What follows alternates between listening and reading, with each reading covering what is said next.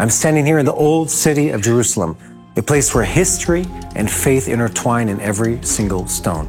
Here, Jews and Muslims live side by side, each community carrying deep connections to this very land. Now, Jerusalem holds layers of spiritual and cultural significance for both peoples, with sacred sites like the Western Wall, the Temple Mount, and the Al-Aqsa Mosque, just steps from each other. And yet, despite these shared spaces, a complex reality exists beneath the very surface, marked by deep-seated tensions and conflicting narratives. Today, we're meeting with Moriel Bareli, who right here began to embark on a bold journey to uncover raw truths about one of the most contentious topics of our time, the relationship between Muslims and Jews, and the roots of the Israeli-Palestinian conflict. Undercover and sometimes at risk, Moriel, an American-born Jew, spoke with hundreds of Muslims around the world who might never have shared openly if they only knew his true identity. Through these candid conversations, he gained unsettling insights into prevailing views of Muslims on Jews and Israel's very existence. He compiled his findings in a powerful book named When a Jew and a Muslim Talk. Today, we'll discuss his eye-opening journey, the realities he uncovered, what he believes lies at the heart of these deeply rooted tensions, and what the future may hold.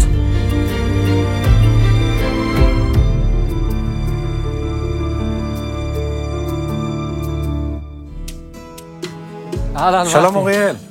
Nice to see you. Thank you for coming all the way to Jerusalem. You grew up outside of the country and ended up here in the old city somehow? Yeah, so I actually grew up in New York, in Long Island, in the 5 towns. Most people don't believe it when I tell them. I would say you don't have the accent. Right. But thank God for that. Yeah. But my parents are Israeli, so my dad always spoke with us in Hebrew in the house. And when I finished high school, I made Aliyah. Yeah, I actually studied here in the yeshiva in the old city, and I would walk around here all the time. The Muslim quarters, the Christian quarters, the Jewish quarters. This was also back in 2016 when the knife intifada was happening. Every day we would go through the Flowers Gate and Damascus Gate, and they were stabbing attacks before we would go through, after we would go through. And I understood that we had to connect to the environment around me, and I started learning Arabic. So I actually learned by myself from all these different apps and YouTube videos and things like that. And then I found an app where I can speak with Arabs from all over the world, almost like a WhatsApp or like a chat where you have just lists of people that you can go through. You see which country they're from, and you can just click on them, say hi, salam alaikum. And my Arabic got better, but what was really interesting were the conversations that I started having with them and seeing their perspective of us, of the Jews, of Israel, through their eyes. And because I'm an English speaker and I was able to have this kind of cover story that I'm an American college student that came to Palestine to learn more about the history, so they would open up to me and tell me their actual perspective of the Jews. One girl that I spoke to, I said, hi, where are you from? She said, from Jerusalem, the capital of Palestine. I said, what do you mean the capital of Palestine? Jerusalem was never the capital of any Muslim sovereignty that was in this land for 14,000 years, ever, that they ruled here. Yeah. And she said, no, what do you mean? It always was and always will be. And she says, and look, the mosque, the Al-Aqsa Mosque that was built by Abraham, who was a Muslim, so therefore it belongs to us, to the Muslims, and not to the Jews. The so-called Israelite temple, that's what she called it, that you guys are looking for. Once I told her I was Jewish, she says, you guys are looking for this so-called temple that never existed. But who built it was Abraham, who was a Muslim. And by the way, also King Solomon, in the oral teachings of Islam, in the Hadith, it says that King Solomon also built a mosque in Jerusalem. And of course, King Solomon himself was also Muslim according to Islam. So in their narrative, in their perspective, it belongs only to them, and the Jews have no connection, not to Jerusalem and not to the land of Israel in any way, shape, or form. You know, Jews have a claim to this land that's thousands of years old. And I think what you're saying is very deep. It goes back to Islam. It's not just a Palestinian nationalistic movement. That's the true roots of this whole so-called conflict, is the religious side. But when you start speaking to these people, you understand that this is their sole perspective. So I start speaking to people, and it's the perfect example. The Syrian guy who actually left Syria about 2 years ago, he's living in Europe, his family is still stuck there, and he was able to run away and find a better life. And I asked him about if he's happy about that Nasrallah was eliminated. And he says, of course, him and all the other Hezbollah members, I hope they all burn in hell. So I said, so are you supportive of Israel in this manner, that they're actually fighting your war? They're oppressing your people, the Shi'is against the Sunnis. And he says, look, the fact that I'm happy that Nasrallah was killed doesn't turn me into a Zionist, which is a very derogatory word in their vocabulary. And I actually told him a different cover story, that I'm an American Muslim. I was born in New York. My parents are from Syria. So my parents didn't want me to know about Islam. They didn't even teach me Arabic. They wanted me to be a total American. But I want to learn more about my roots, about Islam. I want to learn Arabic. It's very clever. So it's very clever, because even if I would tell him I'm American, he wouldn't give me the true answers. But if I'm coming from, his side, I'm Syrian, I'm Muslim, I want to learn more, help me find my roots. So he opens up fully. So then he goes, wait a second, I don't believe that you're actually Muslim.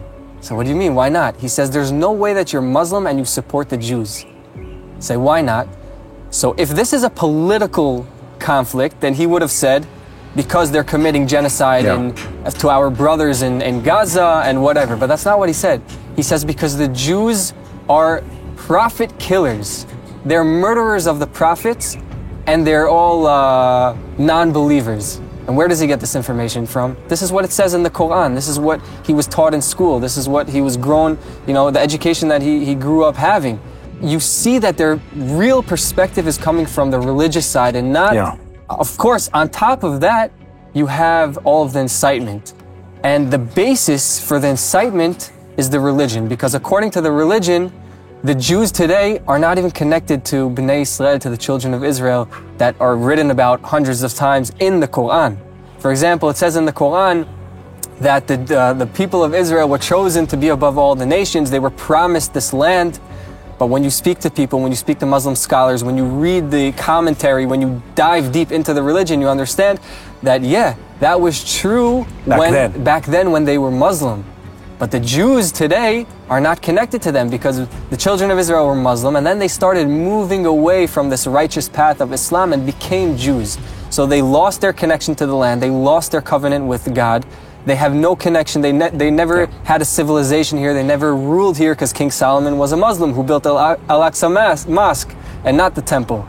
Muhammad, he is the continuation of all of the prophets, and whoever believes in him and all of the other prophets is a proper Muslim. So the Jews who don't believe in Muhammad as a prophet or in Jesus as a prophet, so they already lost their right to be Muslims. And the only way to get back on the righteous path is to become Muslims again.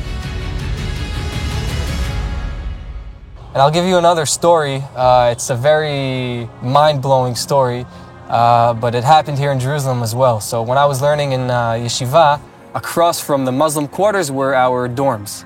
So I ended up going into this one guy's office in his store, and I asked him the question I was asking everyone: what is the connection between the Jewish people and this land? And everyone was telling me there is no connection. So I asked him the same question, he gave me the same answer, and then I said, wait a second, I have another question. If that's true, then why the whole Balfour Declaration, why did they promise a homeland to the Jews in their homeland, in Israel? He says the Jews in England were murderers, rapists, they were stealing, they were doing all the worst crimes you can imagine. And the British wanted to get rid of them. They just wanted to get rid of them. They just won a world war and all these new pieces of land, so they threw them here into Palestine, and now we have to deal with this. When I started speaking to more and more and more people, it doesn't matter from where, Arab Israelis, here in Jerusalem, Lebanon, Syria, Jordan, Egypt, Saudi Arabia, all the countries, is the same narrative. And then I understood where it's actually coming from. We're standing exactly in the place where part of the story happens, in the city of David. They're actively moving to erase our history in this land because they know it's deceitful. Right. The fact that we came back and our prophecies are coming true, it's kind of like they feel like their religion is under attack. It is. Ideologically speaking, it is. It kind of is. I don't think that they need to be embarrassed or to be afraid to say, you know what? Let's put aside the bad stuff. Let's put aside this war that is causing us this continuous war because we think that the Jews aren't supposed to come back to their land. I think that Well, first of all, it doesn't start from them. I don't think that they're going to come to this conclusion by themselves. I think it starts from us. It's almost like they're putting up a mirror in front of our face and showing us where we are wrong. And they're saying, you Jews aren't the real children of Israel. If we truly connect to our heritage, to our roots, to our belief, and to this land, and we live the life that we're supposed to live, and I'm not talking about religious or not religious. In the end of the day, that's almost secondary. We have to understand who we are and what our purpose is in this land, and to really live that purpose. And then I think from there we'll be able to move forward in a positive way. We always say on Pesach, right? In every generation, there's someone who comes to try to destroy us, and it's always to push us back to the right path. We didn't have, until recently, we didn't have the privilege of forgetting. Right. And then October 7th with this backhanded slap across the face of, hey, wake up, buddy. No, you're in the Middle East. This is a holy war. You're on a holy ground, and we're here to take away what God promised you unless you fight for it. Exactly. And when you fight for something, you attribute value to it. Yeah. And that's where we are today. Yep. Could take everything we've been talking about to a negative or a positive place. But if you wanted to inspire people to have hope and to find good in mankind, or to better understand the world the way you've been able to do, how would that sound? What would you tell people to do? I would tell people to, first of all, study history and kind of look at things in an objective perspective. Put all the hate and incitement aside. There are good things in each person, in each culture, in each religion. Our message as the Jewish people is, we have a specific purpose. And our purpose is to do good and bring light to all of the nations of the world. Amen to that. And I think that people need to connect to that. And all over the world, doesn't matter Muslim, Christian, everybody can connect to that message. And I think we all need to work together to bring that, to manifest that dream. There's one more thing they can do. They can read your book. That's true. Because not everyone has 8 years to converse with people from a different culture. And very few books or people that I've met with have spent enough time talking to the guy on the street. There are a lot of people that talk to the leaders, the global leaders, the professors and stuff like that, but really feeling like, in a tangible sense, what the guy on the street or, in the chat room talks about. You've taken the time to do that, and I think I'm planning to read it when it comes out. Thank you, Moriel. Thank you.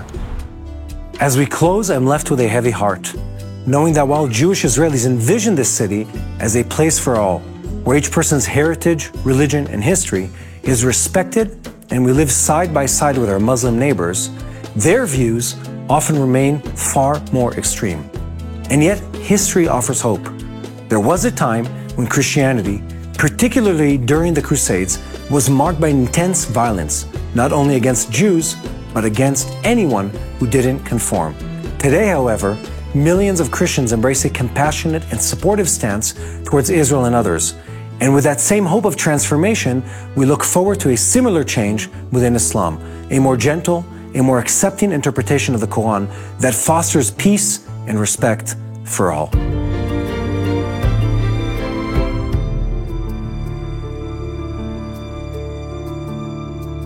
Hello, this is Mati here in Jerusalem with TBN Israel. This is Yair Pinto from TBN Israel here in Jerusalem. TBN Israel is keeping viewers informed with Israel-focused news, culture, and what God is doing in this land. Support TBN Israel today online at tbn.org/Israel. Thank you.